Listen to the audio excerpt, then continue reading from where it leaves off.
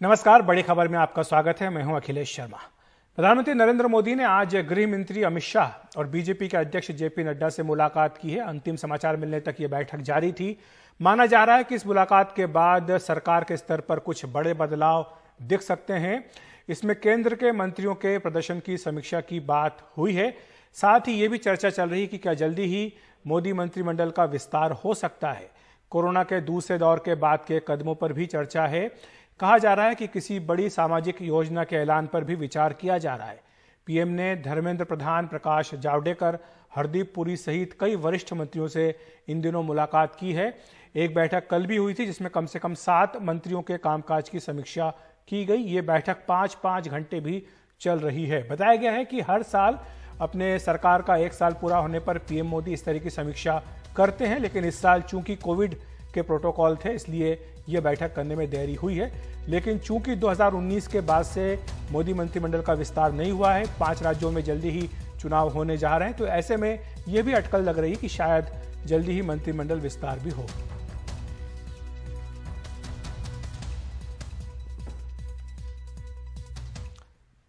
बात करते हैं पश्चिम बंगाल की, जहां करीब 4 साल पहले तृणमूल कांग्रेस छोड़कर बीजेपी में शामिल हुए मुकुल रॉय वापस घर चले गए। कई दिनों से लग रहा था कि वो जा सकते हैं, लेकिन आज उन्होंने खुद ही ये कदम उठा लिया, तृणमूल कांग्रेस में शामिल हो गए। इस दौरान मंच पर मुख्यमंत्री ममता बनर्जी और टीएमसी के राष्ट्रीय महासचिव अभिषेक बनर्जी भी मौजूद थे। घर वापसी के बाद मुकुल रॉय ने कहा कि वे बीजेपी छोड़कर आ गए हैं और ऐसे हालात में कोई भी बीजेपी में नहीं रहेगा। वहीं ममता बनर्जी ने मुकुल रॉय का स्वागत करते हुए कहा कि उनकी अहम भूमिका रहेगी, जिस भूमिका में वे पहले थे उसी को निभाएंगे। उन्होंने कहा कि अभी और भी लोग पार्टी में वापस आएंगे। साथ ही कहा कि जो लोग पैसा और बीजेपी में शामिल होने के लिए धोखा देकर गए थे उन्हें कभी वापस नहीं लिया जाएगा।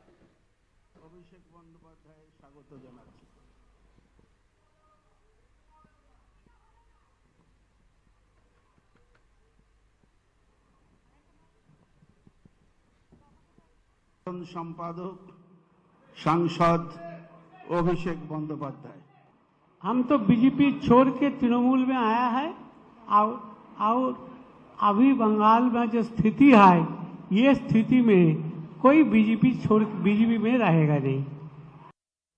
Mukul Roy joined, it is final, and from our side we welcome, that is final. We are not here to satisfy you.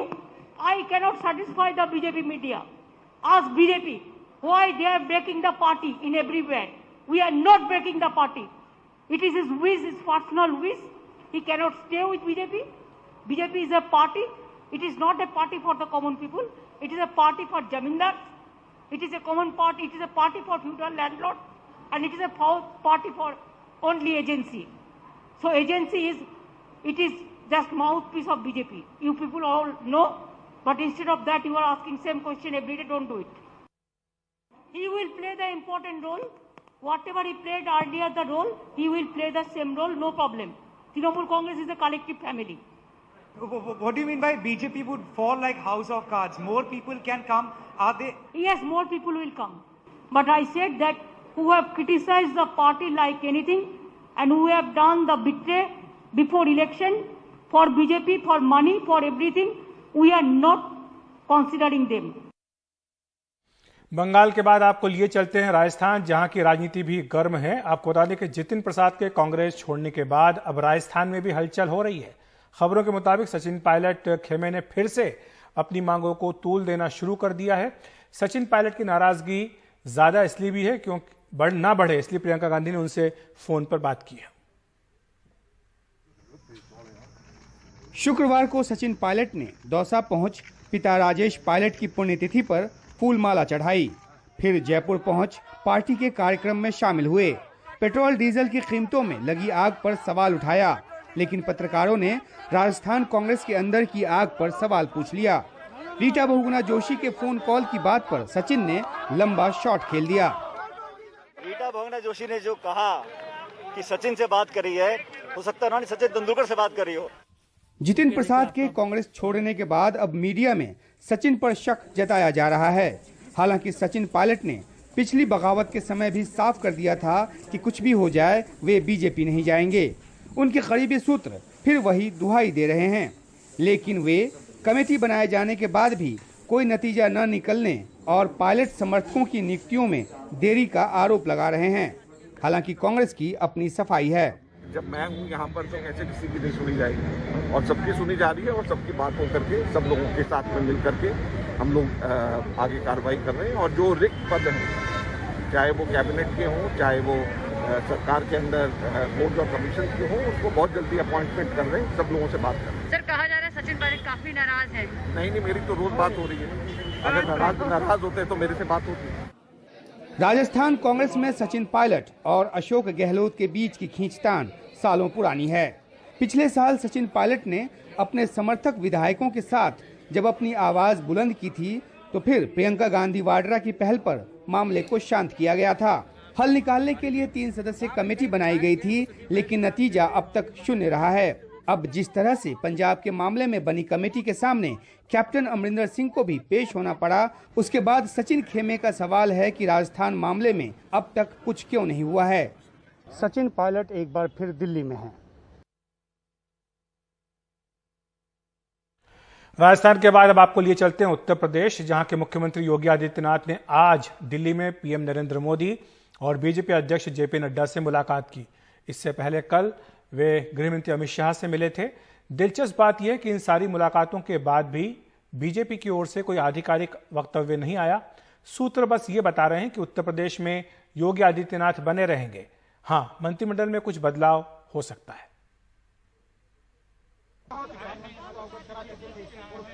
शुक्रवार सुबह भी मीडिया की निगाह योगी आदित्यनाथ पर रही।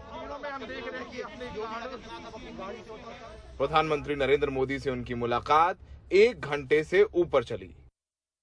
बताया जा रहा है कि इस मुलाकात में योगी ने अपना और सरकार का ट्रैक रिकॉर्ड दिखाया। वो अपने साथ अपने कामकाज के दस्तावेज लाए थे।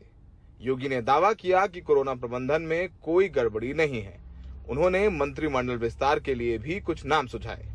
संगठन में बदलाव के लिए भी कुछ नामों पर बात हुई, लेकिन योगी ने प्रदेश अध्यक्ष स्वतंत्र देव को ना बदलने की सिफारिश की। बताया जा रहा है कि प्रधानमंत्री ने उनसे विकास कार्यों पर जोर देने को कहा, खासकर जेवर इंटरनेशनल एयरपोर्ट और पूर्वांचल एक्सप्रेसवे पर बात की। इसके बाद योगी ने 2 घंटे पार्टी अध्यक्ष जेपी नड्डा से बात की। ये साफ है कि योगी अपने पद पर बने रहेंगे, लेकिन दिल्ली दरबार में उनकी पेशी बताती है कि यूपी में सब कुछ ठीक नहीं है। निकाय चुनाव में बीजेपी सपा के हाथों पिट गई। कोरोना प्रबंधन को लेकर अपनों ने भी सरकार की आलोचना की। सहयोगी दलों से असंतोष की खबर आती रही। इसलिए गुरुवार को जब योगी अमित शाह से मिल रहे थे, वहां पर अनुप्रिया पटेल भी मौजूद थीं। इससे पहले वो संजय निषाद से मिल चुके थे।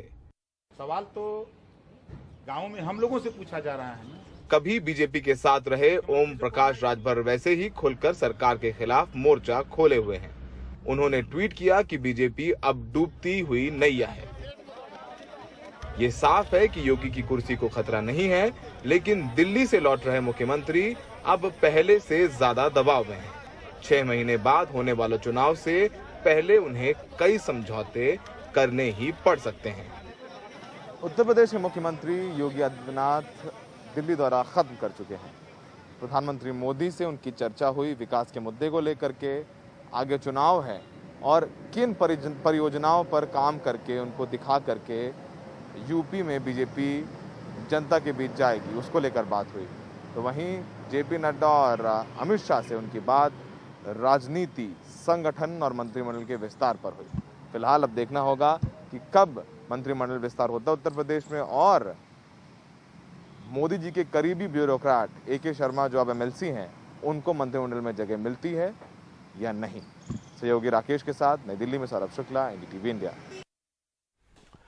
पेट्रोल और डीजल की कीमतों में तेजी लगातार जारी है। कीमतों में बढ़ोतरी के खिलाफ आज कांग्रेस पार्टी ने देश भर के अलग अलग पेट्रोल पंपों पर प्रदर्शन किया।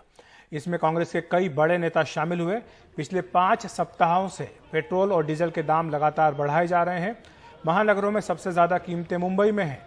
यहां आज पेट्रोल 102 रुपये 4 पैसे, डीजल 94 रुपये 15 पैसे प्रति लीटर है। जबकि दिल्ली की बात करें तो यहां पर 95 रुपये 85 पैसे और डीजल 86 रुपये 76 पैसे है।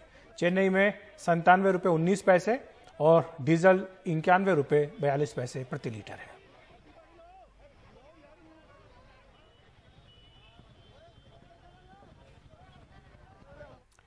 बात कर लेते हैं मध्य प्रदेश की, जहां सागर जिले के गढ़ा कोटा इलाके में सुनार नदी में अचानक पानी बढ़ने से 4 बच्चे नदी के बीच फंस गए। सागर जिला मुख्यालय से एसडीआरएफ मौके पर पहुंची। 2 घंटे की लगातार कोशिश के बाद चारों बच्चों तक पहुंचाया गया और फिर उन्हें किसी तरह बाहर निकाला गया। बच्चों की उम्र 5 से 6 वर्ष है।